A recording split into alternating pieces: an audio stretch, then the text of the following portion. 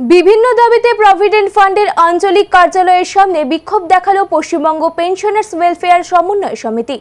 মাসিক ৯,০০০ টাকা ন্যূনতম পেনশন, বিনামূল্যে হাসপাতালে চিকিৎসার ব্যবস্থা, অবসরের বয়সসীমা ৫৮ থেকে ৬০ বছর করা সহ ৯ দফা দাবিতে বিক্ষোভ দেখানো হয়।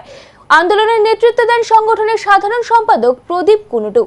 পশ্চিমবঙ্গ পেনশনার্স ওয়েলফেয়ার সমন্বয় সমিতি গোটা দেশ জুড়ে আমাদের যে কোঅর্ডিনেশন কমিটি আছে, সেই কোঅর্ডিনেশন কমিটির মধ্য দিয়ে গোটা দেশ জুড়ে এই ইপিএস 95 যে পেনশনার আছে সেই পেনশনারদের নিয়ে আন্দোলন সংগঠিত করছে। আমরা সবাই জানেন এই ইপিএস 95 পেনশনার তাদের মিনিমাম পেনশন হচ্ছে ১,০০০ টাকা। বর্তমান এই দ্রব্যমূল্য বাজারে দুজন মানুষের ১,০০০ টাকা দিয়ে পেট ভরানো যায় না, এবং তাদের যে জীবন জীবিকার জন্য যে খাদ্য, সেই খাদ্যও তারা সংগ্রহ করতে পারে না। এই অবস্থার মধ্যে এবার বাজেটে, কেন্দ্রীয় সরকারের বাজেটে একটা পয়সাও এদের জন্য রাখা হয়নি। এটা যেমন একটা দিক, আমরা দীর্ঘদিন ধরে আমরা বলে আসছি অন্তত ৯,০০০ টাকা, মিনিমাম ৯,০০০ টাকা পেনশন দেওয়া হোক।